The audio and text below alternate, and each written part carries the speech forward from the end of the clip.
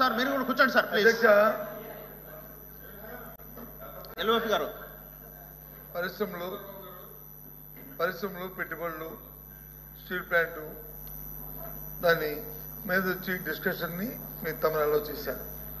చేసినట్టే మంత్రి గారు వచ్చి దాన్ని ఇనిషియేట్ చేశారు. వారు మాట్లాడినంతసేపు ఎన్ని సందర్భాలు ఏం మాట్లాడినా ఎక్కడ మేము ఇంటర్వ్యూ అవ్వకుండా అన్ని వింటూనే ఉన్నాం. దయచేసి వినండి.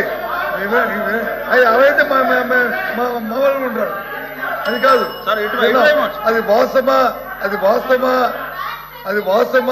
అవాస్తవమా అనేది మేము మాట్లాడి చెప్తాం. అది వాస్తవాలా అవాస్తవాలా ఏంటో మేము చెప్తాం. కానీ మా సభ్యురాలు మాట్లాడినప్పుడు ఆవిడేమి కొత్తగా ఏమి కోట్ చేసి మాట్లాడలే. మీరు చెప్పిన మాటలనే చెప్పారు. మీరు చెప్పారు అవే చెప్పారు తప్ప ఏమి కొత్త మాట ఏమీ మాట్లాడలే.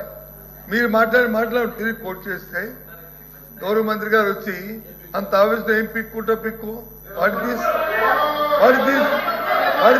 ఇదేనండి సభ సాంప్రదాయం. ఇదేనండి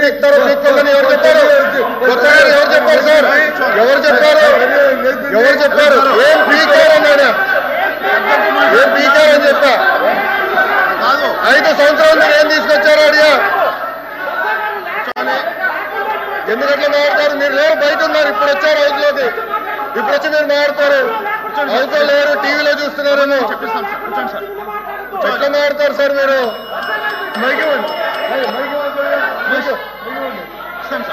తప్పు కదండి.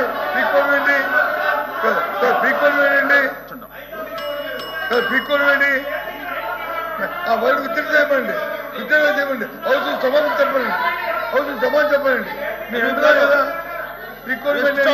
ఎంత గౌరవంగా ఉండాలి. మేము ఎవరైనా ఒక్క మాట్లాడామా పరుచుకోండా? ఏమైనా ఒక్క పరుచుకోండి మాట్లాడామా? ఏమైనా అమ్మాయి చెప్తుంది ఏంటి? కోఆపరేట్ చేయాలి.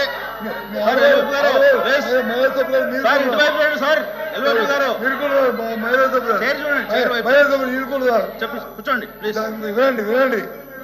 చెప్పండి మీరేంటి ఆవిడ ఆవేదన ఏంటి? మీ వాళ్ళు కూర్చోబెట్టండి ప్లీజ్.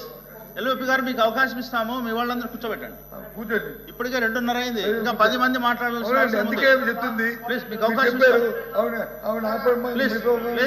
మేము రిక్వెస్ట్ కూడా చెప్తున్నాము. ఎందుకంత ఆవేశం ఏంటి? భాష మీద పొట్టుండాలి, ఆవేశం ఉండకూడదు. అధ్యక్ష ఆవిడ ఆవేదన ఏంటంటే మీరు తీర్మానం పెట్టారు. తీర్మానాన్ని అందరూ ఆమోదించాలని చెప్పారు. ఎస్, ఆ తీర్మానంలో ఒక మాట ఉంటే ఆవిడంత ఆవేదన చెందేది కాదు. ఏది? ఆ డిస్ట్రిబ్యూషన్ని ఏదైతే పెట్టారో దాన్ని తొలగిస్తున్నాం పూర్తిగా అనే మాట ఉంటే ఆ మాట లేదు. ఆ మాట ఉందో చెప్పండి. ఆ తీర్మానంలో ఆ మాట ఉందో చెప్పండి. ఆ మాట ఏముంది? అందుకని దయచేసి ఇప్పటికైనా ఇంకా మీరు మాట్లాడేది మళ్ళీ మేము మాట్లాడాలి. మేము చెప్పే ఈ రాష్ట్రంలో ఏ ప్రయోజనం చెప్తాము. ఒక నిమిషం చెప్పండి.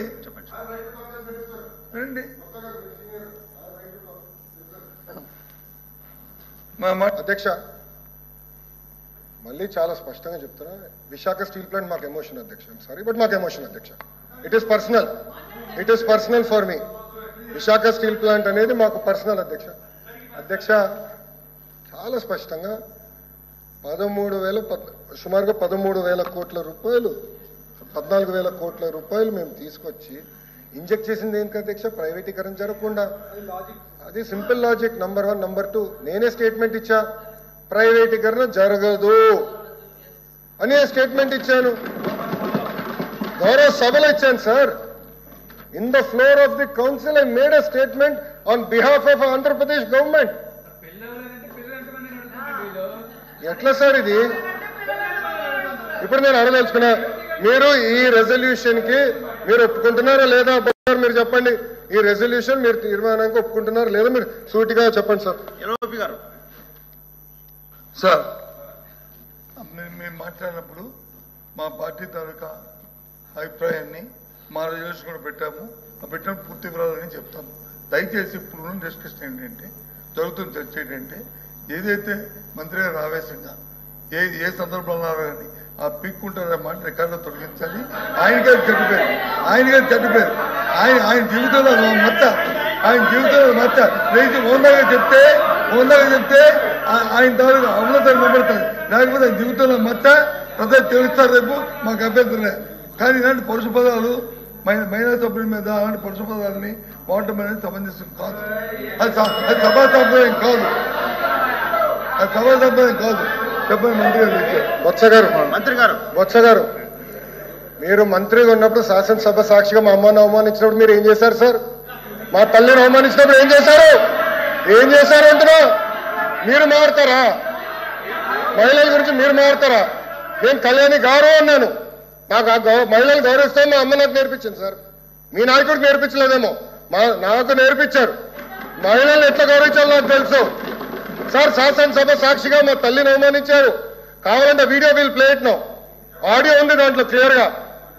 ఒక తల్లి ఆవేదన బాధ నాకు తెలుసు సార్. నేను చూసా. 3 నెలలు పట్టింది మా తల్లి రికవర్ అయ్యడానికి. You please don't lecture me on respecting women. నేను కళ్యాణి గారు అన్నాను.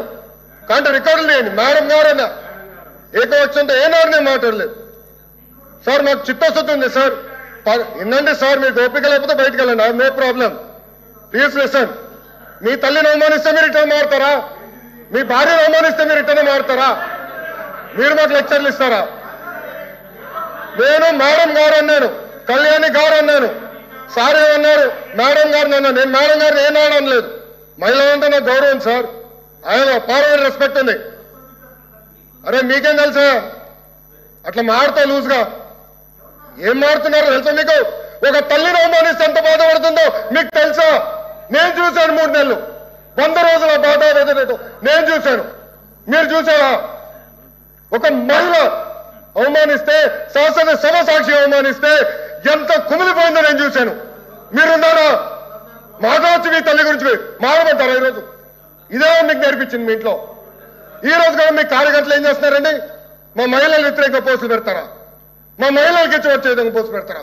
పొరపాటున మా ఒక్క కార్యకర్త భారతిరెడ్డి గారి వ్యతిరేకంగా పోస్ట్ పెడితే జైలుకు పంపించిన ఘనత తెలుగుదేశం పార్టీది. అది మాకున్న చిత్తశుద్ధి. మీలో కాదు. మహిళలు తిడితే ఆనందపడితే వ్యక్తులు మేము కానే కాదు. ఆ రోజు మంత్రిగా ఉన్నాడు ఈయన. నుంచిన ఆ రోజు చెప్పాల్సి సార్. వీడియో నా దగ్గర ఉంది. I'm ready. డిబేట్ చేద్దాం. అరే చైర్మన్ గారి టేబుల్ పైకి వెళ్ళారు సార్. మీరు మారుతారు. ఇదే టేబుల్ మీద నుంచున్నాడు ఒక మంత్రి.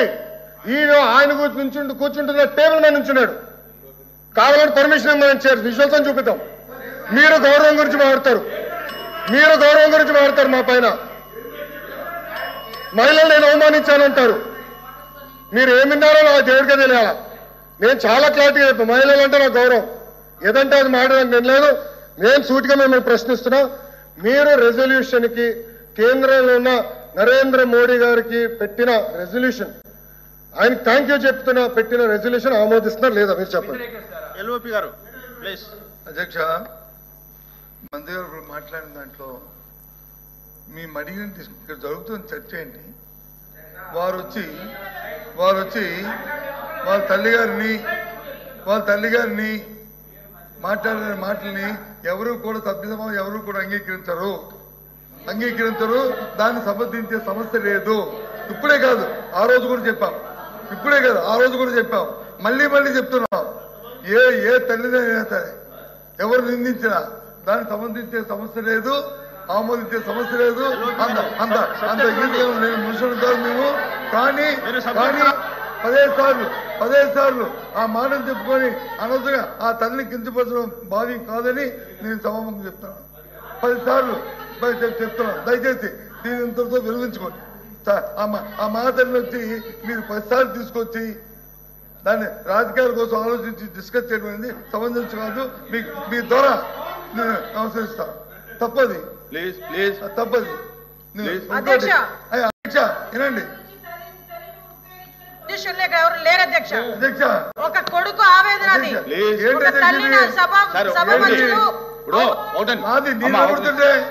ఇది ఇప్పుడు ఈవేళ షార్ట్ డిస్కషన్ ఏంటి? మీరందరూ మాట్లాడేది ఏంటి? జరిగేది షార్ట్ డిస్కషన్ ఏంటి? సబ్జెక్ట్ ఏంటి? నా అమ్మా కూర్చో. ఎల్ఓపి గారు జరిగిన విషయం చెప్తాను. ఇప్పుడు మంత్రి గారు అడిగారు మంది గారు కూర్చోమ్మా ఇబ్బంది కదా చెప్పు సార్ చెప్పరు నేను మాట్లాడి కూర్చోండి మాట్లాడైతే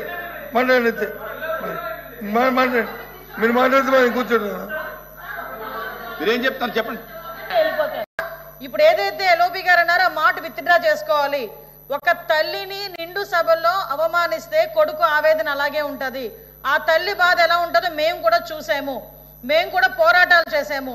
అలాంటి విషయాన్ని రాజకీయంగా వాడుకుంటున్నారు అన్న పదాన్ని ఏదైతే ఉపయోగించారో ఎల్ఓపి గారు, దాన్ని ఈ రోజు మహిళలను అవమానించినట్టే.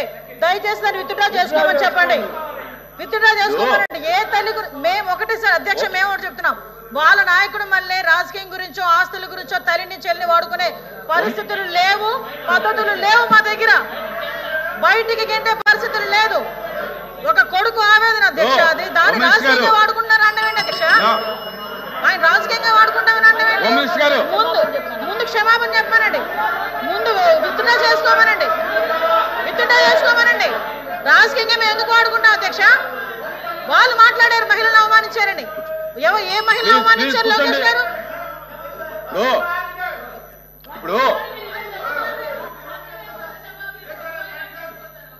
ఈవేళ జరిగేటటువంటి చర్చ ఇండస్ట్రీస్ మీద జరుగుతూ ఉంటే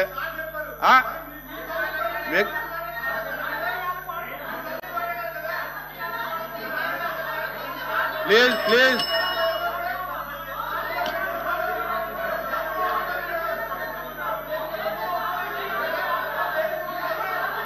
ప్లీజ్ కూర్చోండి మంత్రి గారు, కూర్చోండి ప్లీజ్ శ్రీరామ్, దయచేసి కూర్చోండి. ఎల్ఓపి గారు కూర్చోండి, దయచేసి కూర్చోండి. అధ్యక్ష ప్లీజ్ కూర్చోండి. అధ్యక్ష కూర్చోండి, ప్లీజ్ కూర్చోండి. అధ్యక్ష మళ్ళీ చెప్తున్నాం, ఆ వారు మాట్లాడిన మాటలు, మీరు మాట్లాడిన మాటలు రికార్డుని వారిని చూసుకోమనండి. నేను మాట్లాడిన మాటలు కూడా ఆయనే చూసుకోమనండి. ఏవి తప్పు అనుకుంటారో, ఏ సంబంధం అనుకుంటారో అది వారికే నేను విడిచిపెడతాను. ఏవి ఉంచాలో రికార్డులో, ఏవి తొలగించాలా, వారికే ఇస్తున్నాను.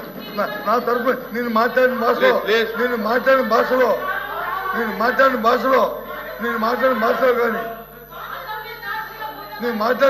కానీ నేను ఎవరైనా ఆపాదిస్తే నేను తప్పకుండా దాన్ని విడుదల చేసుకుంటాను. నాకే అభ్యంతరం లేదు, నాకు అభ్యంతరం లేదు. కానీ మీరు ఎంతసేపు మాట్లాడినా ఎవరు కూడా, ఏ సభ్యులు కూడా ఎక్కువ మనకంటే మీ ఎందుకు తెలుసుకుందాం, ఏం మాట్లాడతారా, ఏం చేస్తారా, ఏం మాట్లాడతారా అని ఉన్నాము. ఎక్కడ మరి మా సభ్యులు మాట్లాడుతున్నప్పుడు మరి అవకాశం ఇవ్వాలి కదా అధ్యక్ష. ఇప్పుడు మాట్లాడదు, ఆయన అయిపోయిన తర్వాత మాట్లాడదు, కూర్చోండి. మేము అడుగుతుంది చెప్పదలుచుకుని మాట్లాడినప్పుడు వచ్చి మాట తోడలేదు. దయచేసి ఆ మాట వచ్చి విత్డ్రా చేసుకోండి. అది ఏమన్నది అన్నారు. దయచేసి ఆ మాట విత్డ్రా చేసుకోండి అని అడిగాం. అందుకని ఏమన్నా అదేండి ఆ మాట అంటే దాన్నే చెప్పాను. ఏం కొత్త మాట చెప్పానా? నేనే కొత్త మాట మాట్లాడానా? నాకు ఒక ఇంగిజ్ఞానం ఉంది, నాకు ఒక పరిజ్ఞానం ఉంది. దయచేసి ఎవరితో మాట్లాడుతున్న ఒక తత్వం నా మనసు నాకు ఉంది. అంతేగాని అంత దీనిగా దిగజారి మాట్లాడే తత్వం నాకు కాదు అని నేను అనుకుంటాను. మేబీ మీ అభిప్రాయం నా మీద తప్పుడొచ్చు, నేను దాంట్లో వెళ్ళను. అది మీ ఇష్టం. కానీ అధ్యక్ష, సభ అనేప్పుడు ఉందాగా ఉండాలి, సభలో ఉందాగా వెళ్ళాలి. ఇది పెద్దల సభ కాబట్టి భాష మీద పట్టుండాలి. దయచేసి ఆలోచన మీకు అది రికార్డు చూసుకుంటే మీరు డిసైడ్ చేయండి. ఇప్పుడు చర్చ జరుగుతుంది పరిశ్రమ మీద, దీని మీద అయిపోయింది సభ్యులు. నెక్స్ట్ ఎవరు మనతో మాట్లాడమని ఆ తర్వాత నేను మాట్లాడతాను. చెప్పండి అధ్యక్ష. కళ్యాణి గారు మాట్లాడుతూ 2 ప్రశ్నలు అడిగారు అధ్యక్ష. పదే మీరు ఉపసంహరిస్తారా సపోర్ట్ అంటే ఏంటి అధ్యక్ష? ఇది నేను అడగదలుచుకున్నాను. 25కి 25 ఎంపీలు గెలిపించండి, ప్రత్యేక హోదా తెస్తా అన్నారు. ఏమైంది? మొన్న వైస్ ప్రెసిడెంట్ ఎలక్షన్స్లో కూడా మీరు కూడా ఏకగ్రీవంగా ఓట్ వేశారా? అన్నాడు. మీరు కండిషన్స్ పెట్టి ఓట్ వేశారా? అడగదలుచుకున్నాను. చెప్పండి.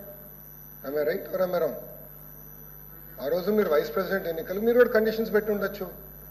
అధ్యక్ష, ఆంధ్ర రాష్ట్ర ప్రయోజనాల కోసం, దేశ ప్రయోజనాల కోసం right time, right place, right leader Narendra Modi గారిని మేము బలంగా నమ్మి అన్కండిషనల్ సపోర్ట్ ఇస్తున్నాం అధ్యక్ష.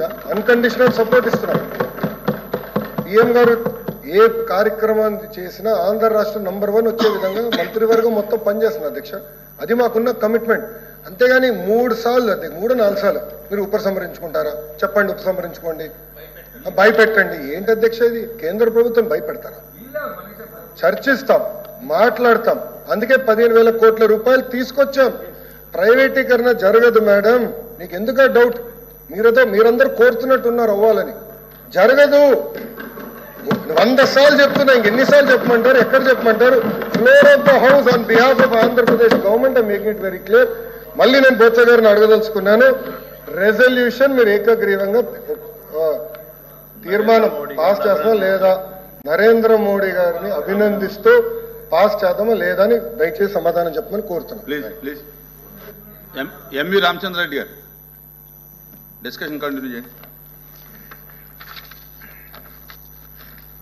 అధ్యక్ష, పరిశ్రమల మీద చర్చకు అనుమతించినందుకు మీకు ధన్యవాదాలు తెలియజేస్తూ